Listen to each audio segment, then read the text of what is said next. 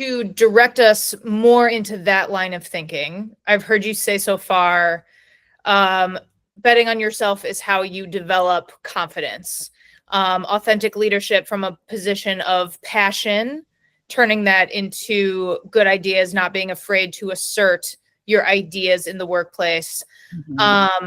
Listening to multiple perspectives in order to come up with the best ideas and most meaningful, impactful work.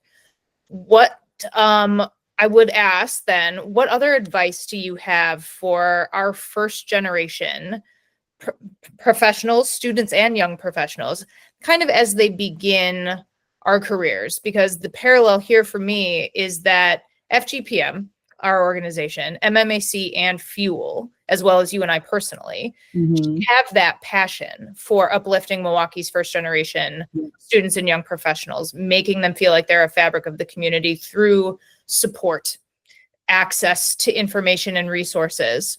What other advice then would you give to a first generation professional who's wanting to start their career in Milwaukee? They know nothing about Milwaukee.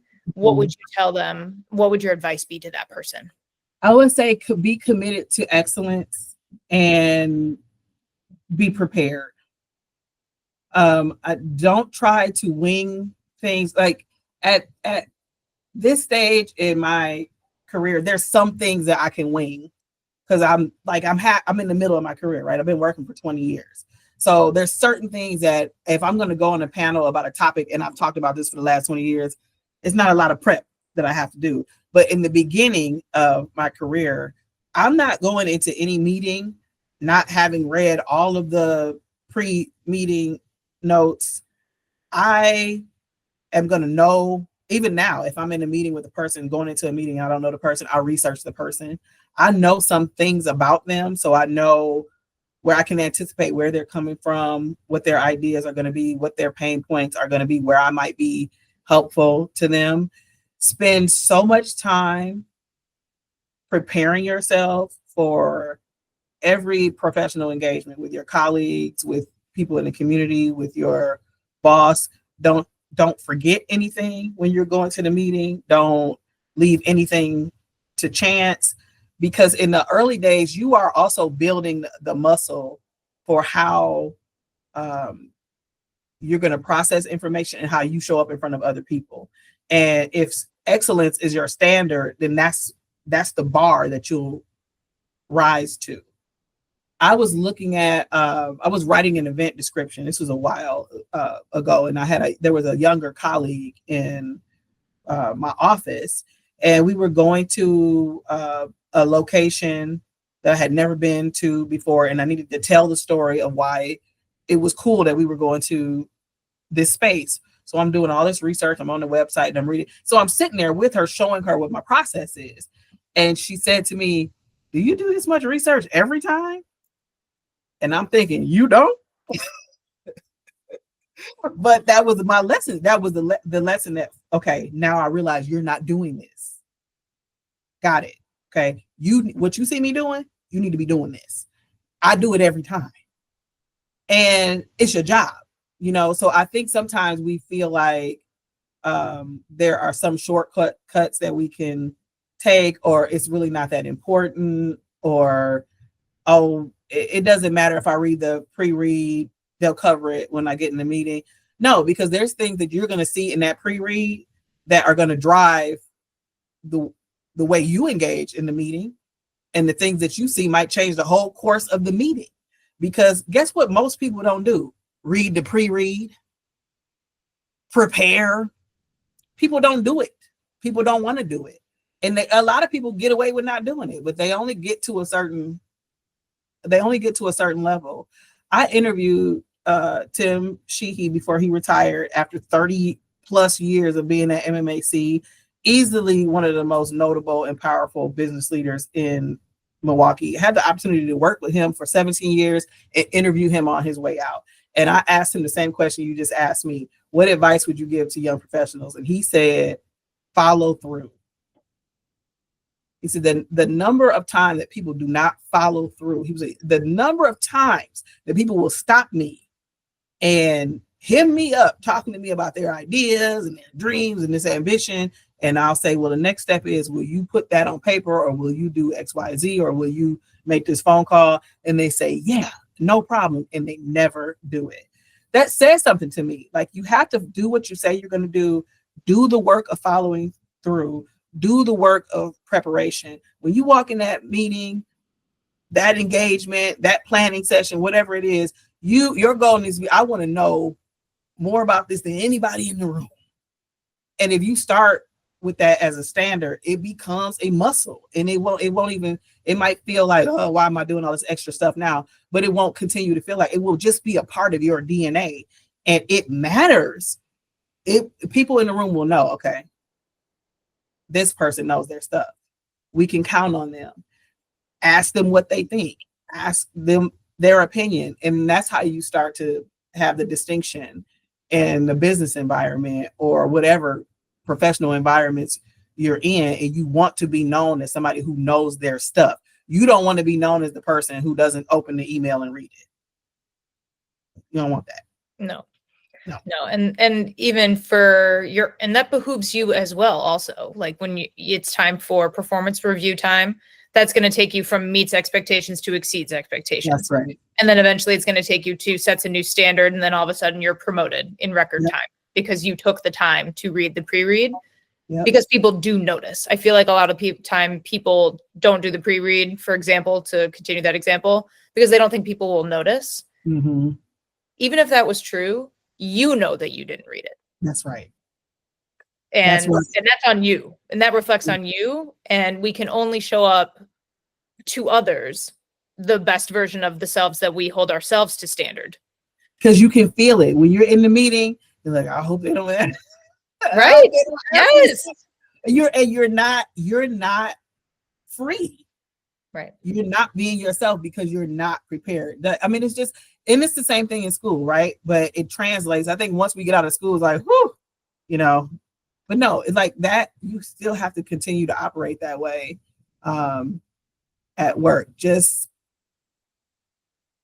raise the standard. That's what you said, right? Always be the person that's trying to raise the standard. I love that because it really does pay off. 1000%. Could not agree more. Corry Joe, thank you for being here with us today and sharing more about your incredible work in the Milwaukee community. I will close this out with one more question. In your 2022 Unity Award interview with Milwaukee Magazine, you said, it's not too late for any of us to shift our focus to greater equity and true community inclusion.